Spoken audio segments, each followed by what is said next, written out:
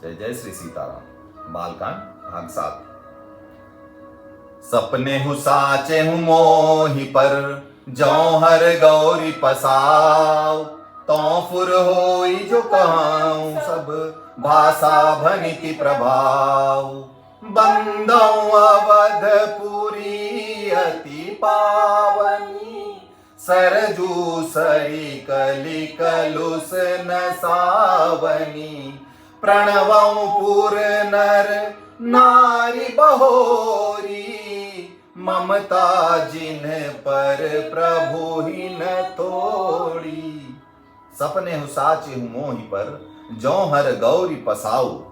यदि हरि और गौरी की प्रसन्नता है तो जो बातें मैंने सपने में स्वप्न में भी सोचा है वह सब कुछ सच हो। तौ फुर हो जो कहें वो सब भाषा भनीत। मैंने इस भाषा कविता को जो प्रभाव कहा है वह सब सच हो।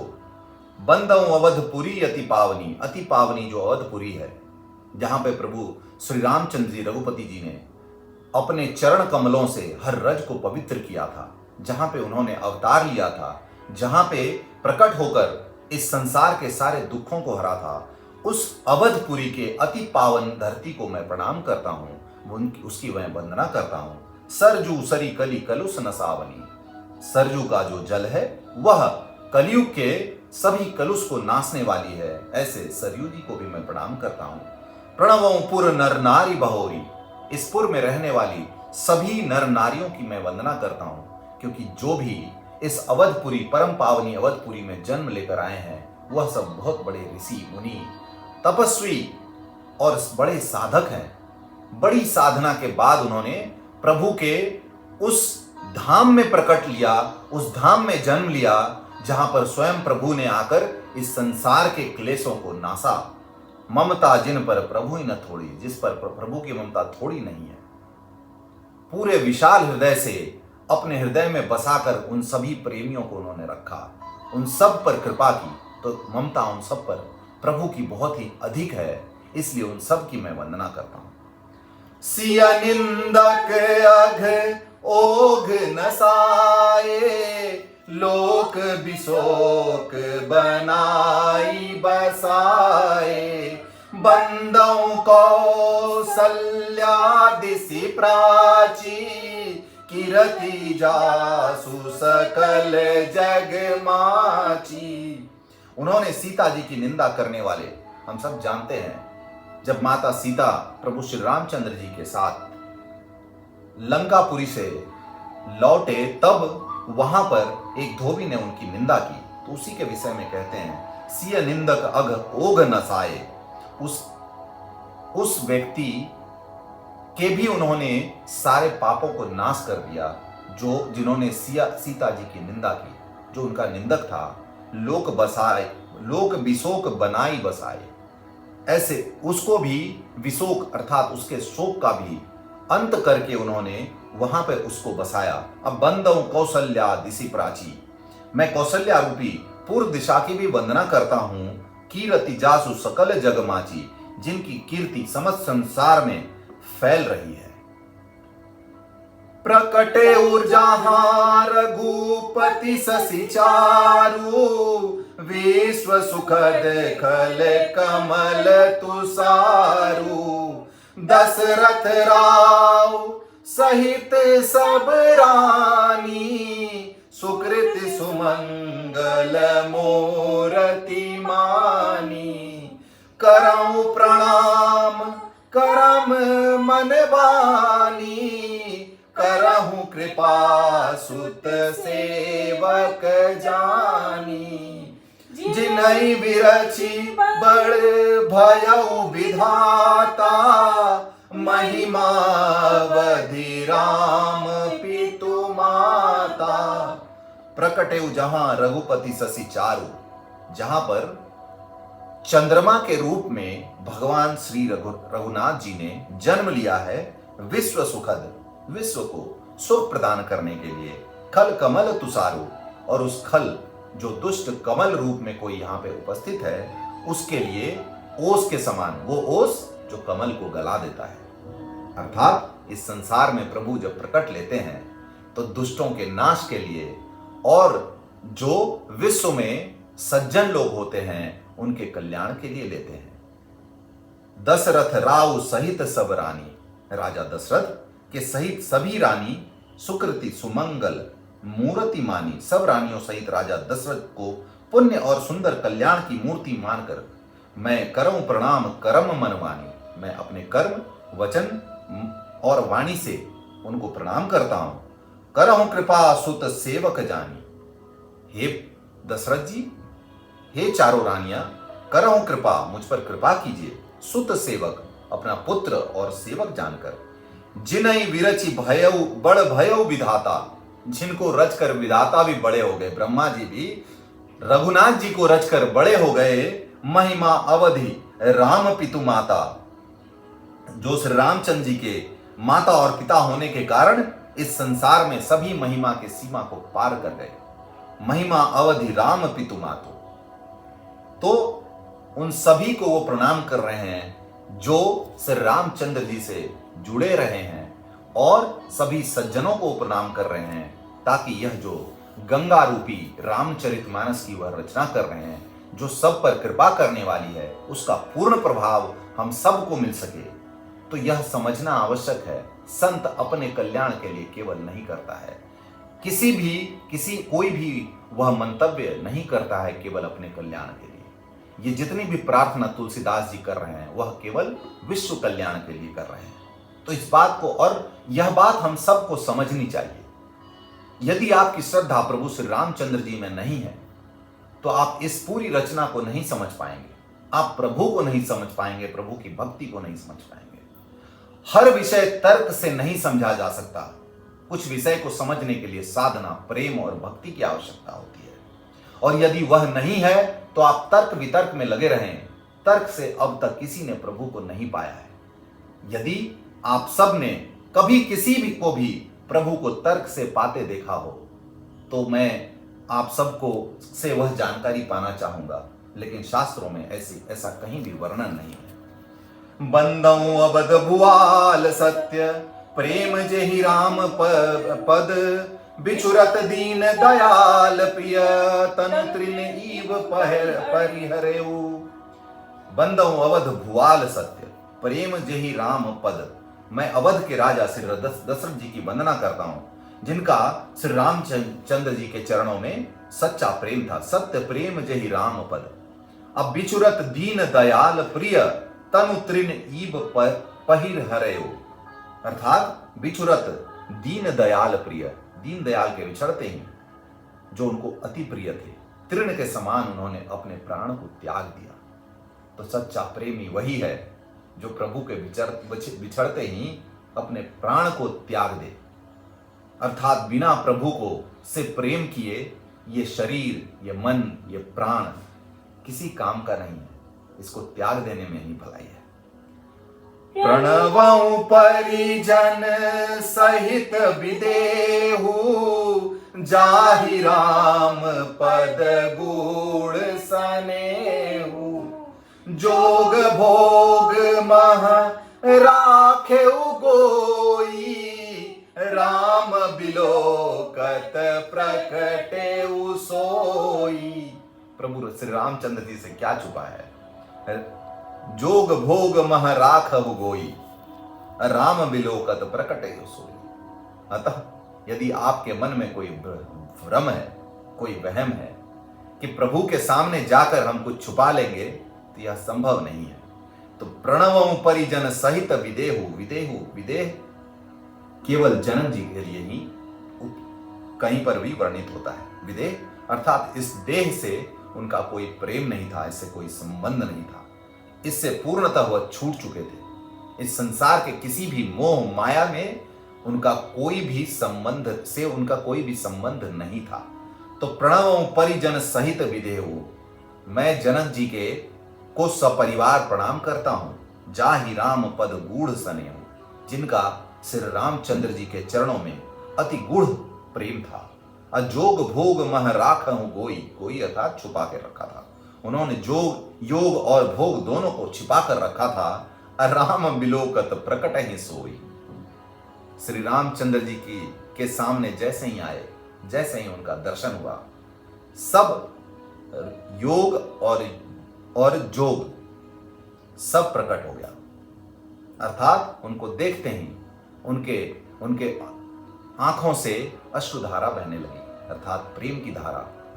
और अभी हमने जाना कि वो विदेह थे, अर्थात उनका कोई मोह नहीं था, लेकिन प्रभु को देखते ही उनका मोह प्रकट हो गया।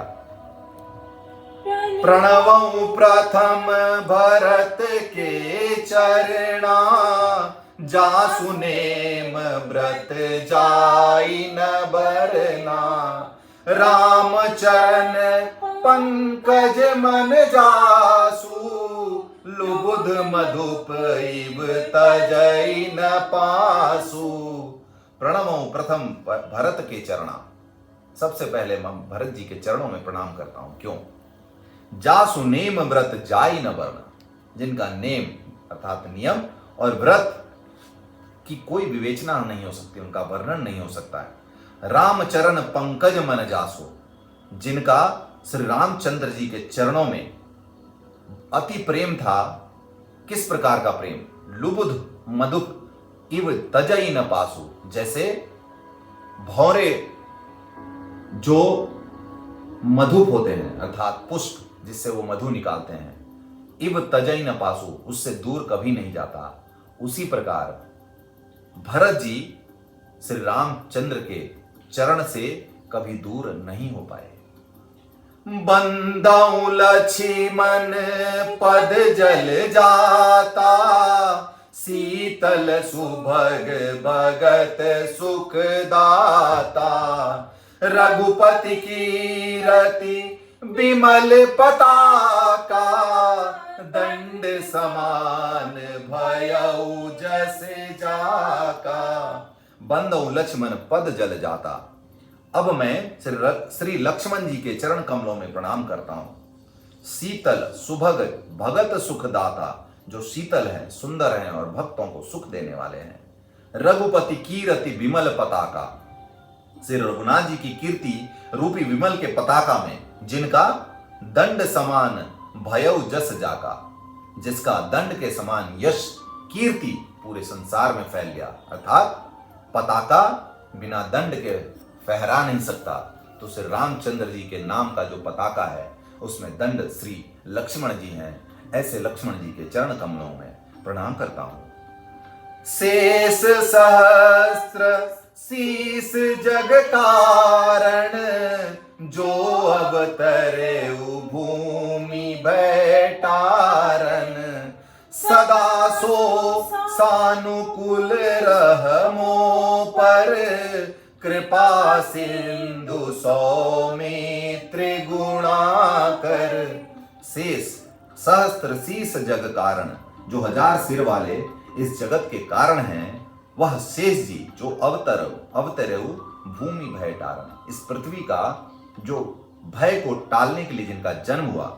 सदा सो सानुकूल रह मो पर, अर्थात वह सदा मुझ पर अनुकूल रहें। कृपा सिंधु सौमित्री गुणाकर, सौमित्री अर्थात सुमित्रा के पुत्र, ऐसे कृपा सिंधु मुझ पर सदा प्रसन्न रहे। रिपुसुदन पद कमल नमामि, सूर सुशील भरत अनुगामी।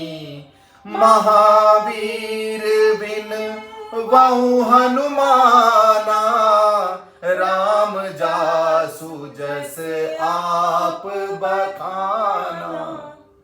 सच्चे भक्त की पर जो प्रभु कृपा करते हैं उसका सबसे बड़ा प्रमाण राम जासु जस आप बखाना, अर्थात स्वयं श्री रामचंद्र जी जिनके यश का बखान करते हैं।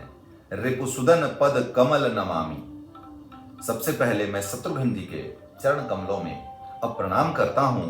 सूर सुशील भरत अनुगामी, जो अत्यंत वीर हैं, सूर सुशील अत्यंत सुशील हैं। भरत अनुगामी, जिन्होंने भरत के अनुगमन का कभी राह नहीं छोड़ा, सदैव उनका अनुगमन किया, सदैव उनके पीछे खड़े रहे। जैसा उनको आदेश किया भरत जी ने उसका पालन किया। ऐसा नहीं है कि श्री रामचंद्र जी के वन जाने का उनको दुख नहीं था, या वो वही जीवन नहीं जीना चाहते थे जो लक्ष्मण जी अथवा भरत जी ने जिया, लेकिन उन्होंने कभी भी भरत जी के आदेश का उल्लंघन नहीं किया, सदैव उनके अनुगामी बने रहे। अतः जब भरत जी एक सन्यासी का जीवन जी रहे थे, तो अयोध्या में जो शासन था, जो राज्य था, उसके भरण पोषण का सारा कर्तव्य, सारा भार स्वयं श्री शत्रुघ्न जी ने संभाला था। अतः उनके मैं पद कमल की वंदना करता हूं और महावीर विनवौ हनुमाना, महावीर श्री महावीर हनुमान जी की मैं विनती करता हूं, विनवौ हनुमाना राम जास जस आप बखाना। स्वयं श्री रामचंद्र जी ने जिनके यश का बखान किया है, हनुमान जी से बड़ा कोई भक्त नहीं है इस धरती पर। इसीलिए केवल वही हैं जिनके भक्ति का बखान स्वयं श्री रामचंद्र जी ने किया है। अतः हम सबको हनुमान जी से वह भक्ति सीखनी चाहिए। आज वर्तमान में हनुमान जी का प्रशासन, हनुमान जी का युद्ध कौशल, इन सब के ऊपर अनेक लेख लिखे जाते हैं, अनेक पुस्तकें लिखी गई हैं और उसको कॉर्पोरेट में अलग तरीके से प्रस्तुत किया जाता है, लेकिन असल जो सीखने के लिए है वह श्री हनुमान जी की भक्ति है, और वह हम सीख नहीं रहे हैं। इसलिए प्रभु श्री रामचंद्र जी की हम पर कृपा नहीं हो रही है। और सच मानिए, ये ऐसी रोशनी है जो केवल वही देख सकता है जिसके आंखों में भक्ति की शक्ति हो, भक्ति का जिसने अपने आंखों में काजल लगाया हो। यदि भक्ति का काजल आंखों में नहीं है तो यह प्रभु की कृपा आप नहीं देख पाएंगे, और हनुमान जी से कुछ और ही सीखते रहेंगे, जो सीखना चाहिए वह नहीं सीख पाएंगे। प्रणवं पवन कुमार खल, बन पावक ज्ञान घन, जासु हृदय आगार बसहि, राम सर चाप धर। मैं पवन कुमार श्री हनुमान जी को प्रणाम करता हूं। प्रणवं पवन कुमार खल, जो दुष्ट रूपी वन को भस्म करने के लिए अग्नि रूप में है। जासु हृदय आगार बसहि, राम सर चाप धर, जिनके हृदय रूपी भवन में धनुष्वाण लिए राम सर चाप धर, अर्थात धनुष्वाण लिए हुए प्रभु श्री रामचंद्र जी स्वयं विराजमान हैं, उपस्थित हैं, निवास करते हैं। ऐसे हनुमान जी को मैं प्रणाम करता हूं, क्योंकि ऐसे हनुमान जी को बिना प्रणाम किए मैं इस यात्रा जो गंगा जी के रूप में श्री रामचंद्र चरितमानस की रचना करने जा रहा हूं, उनकी कृपा के बिना संभव नहीं है। जो भक्त होते हैं, जो सच्चे पुरुष होते हैं, जो संत होते हैं, वह अपने को सदैव सबकी कृपा से ही सारे संतों, सारे ऋषियों, सारे मुनियों और सभी ईश्वर के सभी रूपों को प्रणाम करके ही आगे जाते हैं, क्योंकि वह जानते हैं कर्ता हम नहीं हैं, करने वाले केवल ईश्वर हैं। अतः इस संसार में जो भी होगा वह ईश्वर की कृपा से ही होगा, उनकी करुणा से ही होगा, और उनका करुणा प्रसाद पाने के लिए उनके और उनके सभी भक्तों की वंदना करने की आवश्यकता है। उनके बिना कोई और साधन नहीं है। अभी तक हमने बालकांड में जो पढ़ा है उसका यही सार है। जय जय श्री सीताराम।